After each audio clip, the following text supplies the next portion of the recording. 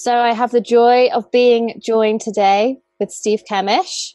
He is the CEO of Intermedia Global at IMG, recently acquired by Junction Agency that he's the founder of.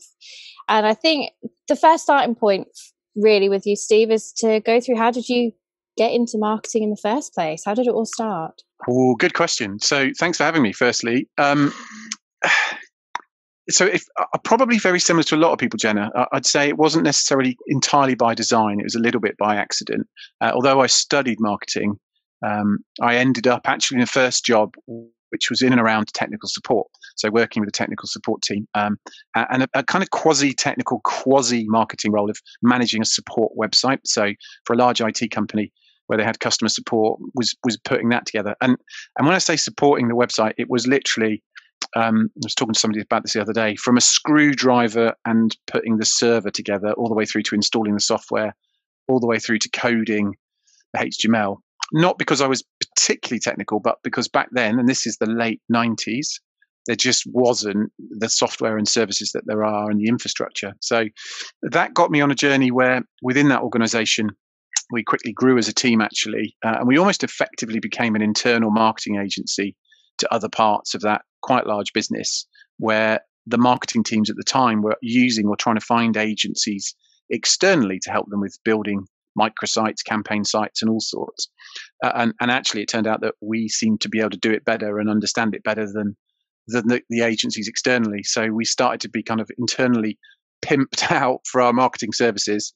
And then eventually somebody went, well, why are these guys over here? Let's put them into marketing. So we moved over to sales and marketing, which is when my title became something more akin to what I was doing than actually a principal internet communications consultant, I think was what I was called at one point.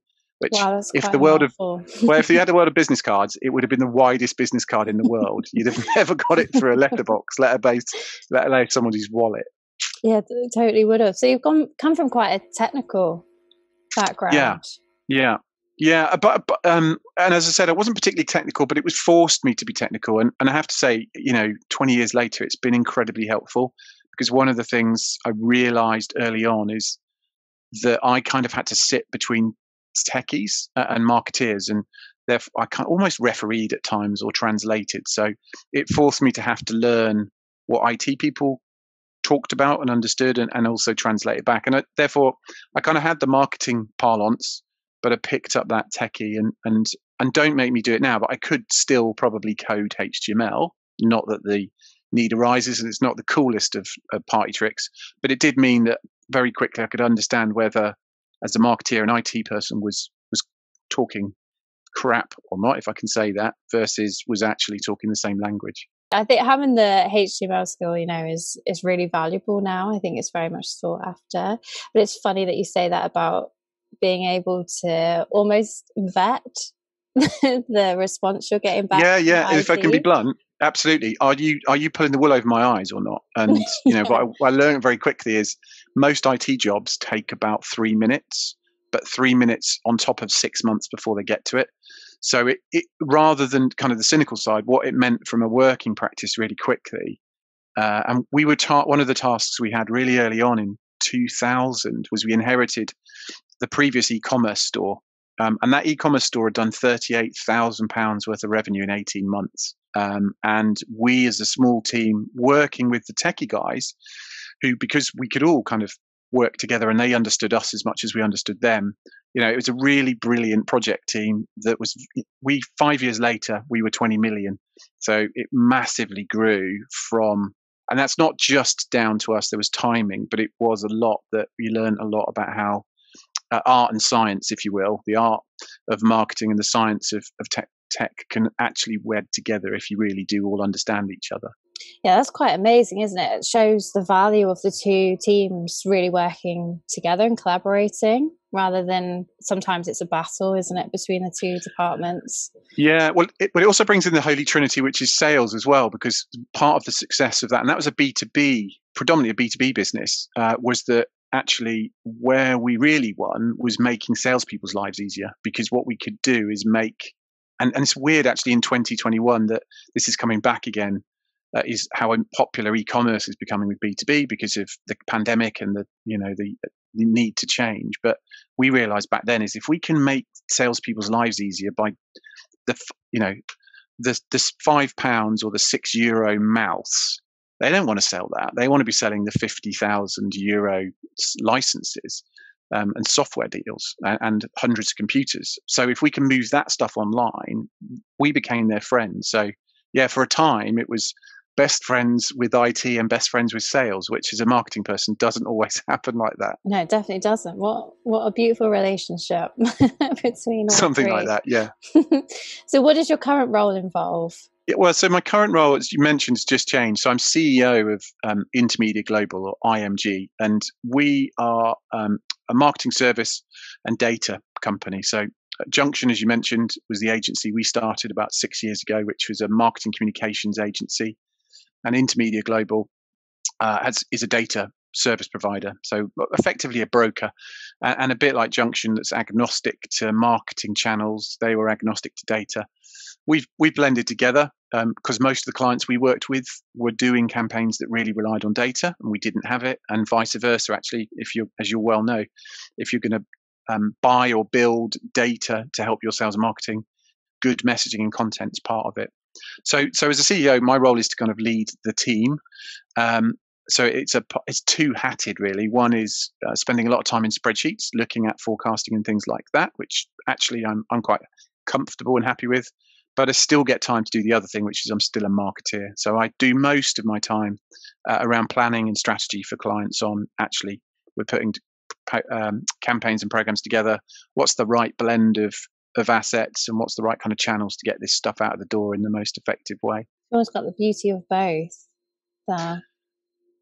Yeah, the beauty of Excel, Jenna. It's wonderful. Maybe not that bit. No, but it is. It is nice to have both parts, and I think actually, it helps as a marketeer to be more number literate. So actually, my client side time, which is the first half of my career, running a P&L, forced me to have to think about numbers and be literate in there, and that's always, as you well know, a good thing. A marketing person that can talk the same language as a finance director is going to be probably safer in their job for a longer term because they're talking the right language of the business. Yeah, I think that's it, isn't it? Being able to tailor it to those key stakeholders really is important as part of a marketer's job. So what advice do you have for anyone that's aspiring, maybe starting out their marketing career? Well, I suppose the first one actually, and as you know, I've taught for quite a number of years with marketing people, and one of the things I always profess is, look, get serious about maths. So, data and numerically literate people. So it was a kind of epiphany for me about 7 or 8 years ago, and I probably would still position myself as a digital marketeer for the majority of my career, but it's broader than that. But it was that time when I realized how important data was, and I just didn't get it at all. Was that actually, if you understand data, you can be a much better marketeer. So I think that's one skill to arm yourself with. Two, I think to the point you just made is, the ability to communicate. Marketing is all about communication, but internal communication. Know your stakeholders, know what makes your boss and your boss's boss tick. And often that will be important people like the finance director. So get, numerically literate. And then the third bit, the most important part of marketing is understanding the customer. So that external piece of, and again, from my teaching days, the amount of marketing people I meet and ask a simple question of when did you last go and meet a customer?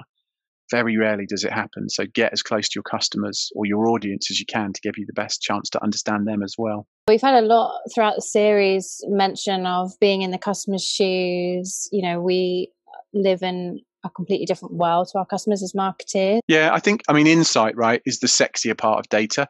And that's where at IMG we spend quite a lot of time, not just building lists. Those days are still there in certain markets, but it's much more about trying to help create insight and knowledge. So, for something like an ABM campaign, which is so popular in a lot of markets, all the way through to much broader mass marketing, you still need to understand the audience, to define the audience. And to that point, there's a quote from To Kill a Mockingbird, where the Atticus Finch, the main protagonist, talks to his daughter about you never really understand somebody until you walk in their skin, until you walk in their shoes. And it's always stuck with me, is that actually that's the job of a marketeer. But you can't do that on your own. You can't scale that because you can never meet all of your customers. But that's where insight can really help, whether it's personas or whether it's some kind of profiling to get an idea of what makes these people tick. Okay, so in the interview in my new book, you highlight the importance of organisations having a marketing strategy and to be able to effectively use resources in budget and time.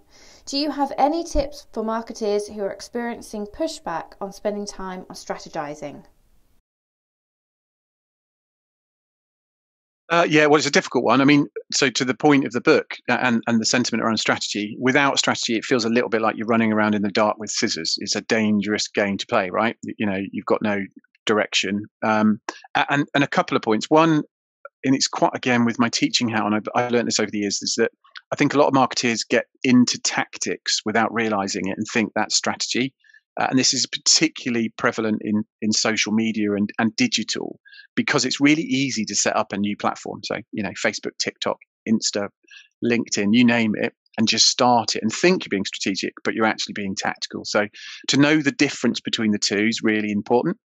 The challenge of being pushed as to why you'd strategize, again, I think it really depends on, as we talked about, knowing your internal stakeholders and how to speak to them.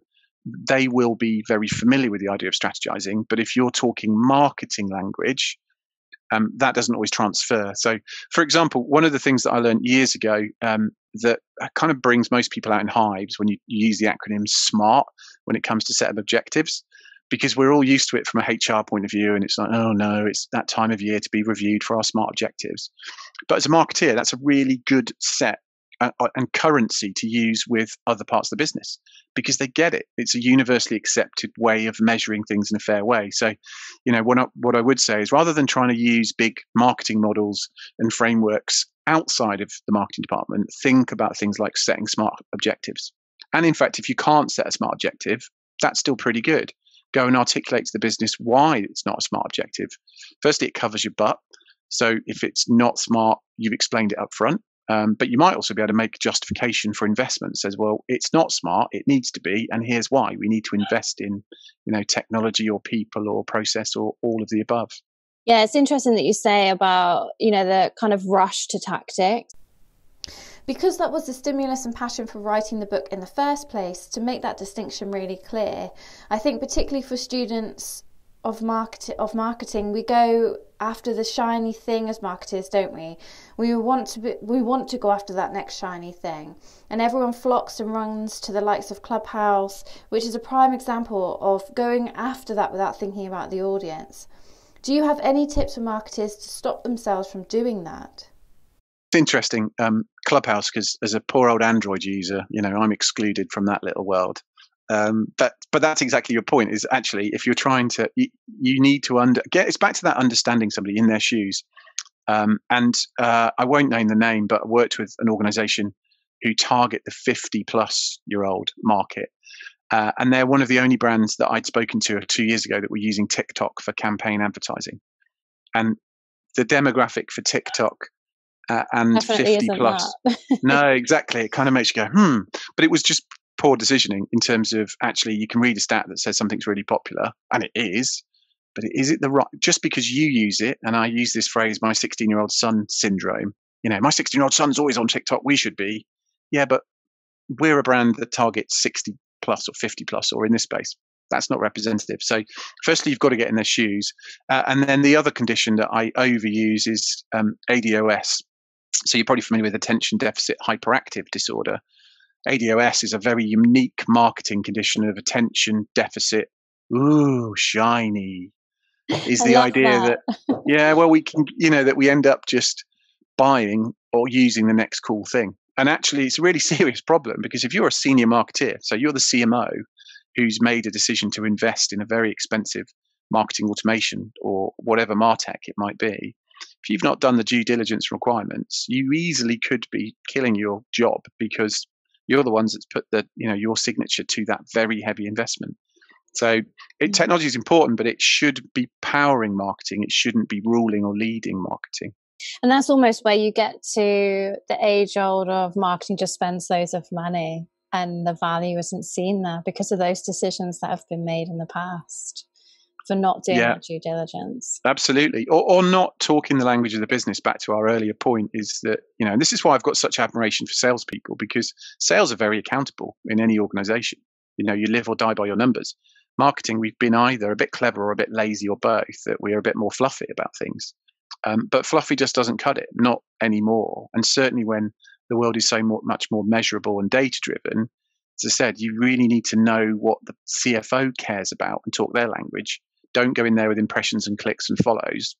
You'll kind of get laughed out of the room. It's about justifying why you're doing, turning marketing actually into a revenue generating unit, not a cost base.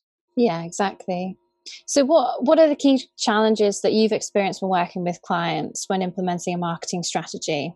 Well, I mean, other than stuff we've already talked about, I mean, a couple of obvious ones. Of course, in 2021, then it's the market changing very rapidly, as anybody I'm sure listening in can relate to, with pandemics, meaning that the average year a marketing plan might not hold for 12 months. But certainly the last year is that the world changed so fast that it actually just meant that what was strategized was just entirely redundant. So I think it's a really hard one, because if your strategy is too far out, it doesn't allow for that element of change. But equally, if you don't have at least a 3-6 month plan, and typically we always talk 12 months, right, Jenna? But how many marketing people listening to this have written a 12-month plan that actually has ever made it past month 4? So that can be the hard one, of that balance of theoretically what's the right thing to do versus what does the world want, or indeed what does the business want. There's suddenly been a problem in the industry, nothing to do with that company, but money's tight and therefore things have to drop.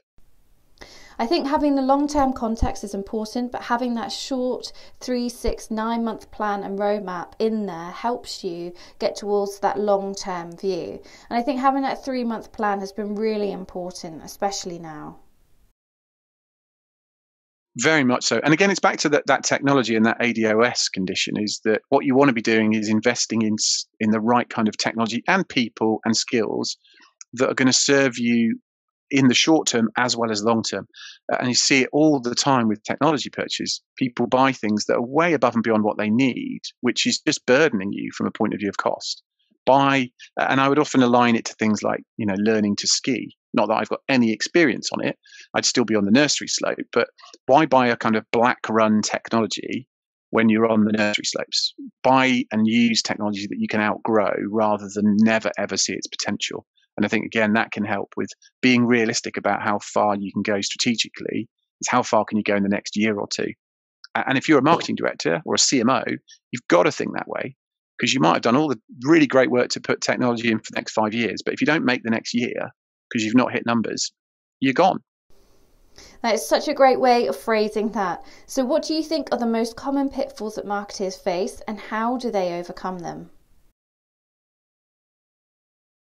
I think it's talking the right language, as we've already said. So knowing whether you're trying to talk to sales, or I suppose the 3 main functions for marketing are talking to salespeople, talking to finance people, talking to technical people.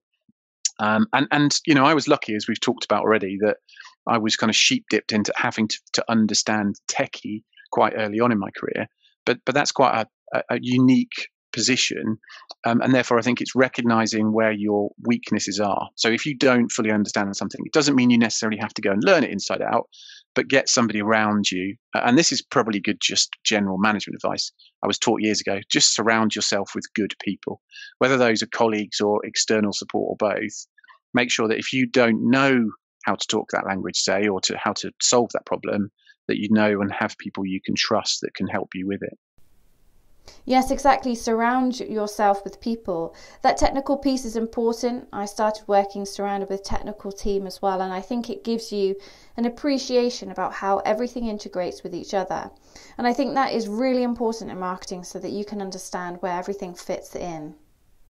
Skill when you're potentially looking at a new vendor, or you need to look at a new particular piece of software, you need to think about all of the other existing pieces that are there. And if you don't have any form of technical awareness, it's really difficult to do that. It is, but the world's made a lot easier by Google, I have to say, because the ability to just think and go, okay, does Google know an answer to this? I'm sorry, Bing. I wish you were a verb, but you're not yet. It's still we Google things. No one's ever binged anything. So you go and search for things. Yeah, you search for things. But so, for example, just yesterday with a client, they're talking about potentially one marketing automation system with a different brand of CRM. And just a quick Google found that there is an API for those. And we have to be careful with an API, right? API, no one ever knows what it stands for, except for it stands for it won't actually work as easily as we say it will. So you have to be careful of that. But there is, again, if you don't know, ask somebody you can trust. And I suppose, Google can be that friend as well. Is there an answer out there that says, this is the right thing to do, even if you don't actually know technically how to put, the bolts in, but you know enough to not be dangerous, but to be literate. Yes, exactly. And ask those right questions when you're vetting a supplier as well. So from all of this experience that you've gained and being a teacher as well, what advice would you give your younger self if you were starting out in marketing today? Wow, what a question. I think I'm not sure I would, sounds terribly arrogant. It's not meant to be. I wouldn't change much, but I think learning quicker the things that we've talked about today around, becoming more data and maths literate is an important one. I think the other thing, and this harks back to my agency time, so half of my life was client side and then agency, is to take the ego out of things.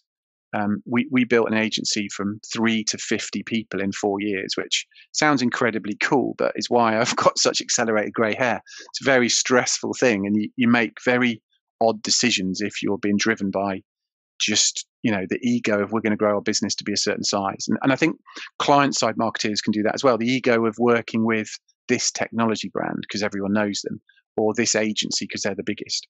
Really think about, well, what are you trying to do? Back to our conversation earlier, who's your audience? What's right for them? And then try and do it right by using the right supply, whether that's internal or external, in the right mix to get the job done. And the thing that I always advocate, and Jenna, for colleagues, when it comes to being kind of supply side, is look, spend the money like it's your own. If you're working with a client, don't bloat the project. Do it actually on the basis of what's the right thing to do. And I think all marketeers, if you think about, if this was really your money, would you do it? And that's why I think often small businesses, they're so progressive because they do have to make those decisions. Of, well, actually, £100 is a lot of money, whereas you can be in a global SaaS company, for example, or a global finance company, whatever you might land into as a role, and you're just signing off a PO for £200,000. You don't really think about it. Does that breed the same kind of decisioning as if it was your money or your £200 that you were spending? So be kind of true to what's the right, the most valuable way to spend that time and that money. Yeah, that's a brilliant point. Really question, would I spend this if it was my own cash? I think that's really, really, really valuable. Been an absolute pleasure to talk to you. Thank you so much for taking the time out today and also contributing to the book as well. You got some great tips in there. Been a pleasure. I wish you all the success in the new merger that you have. Thank you so much. Lovely to talk to you. All the best for the book as well. Thanks, Jenna.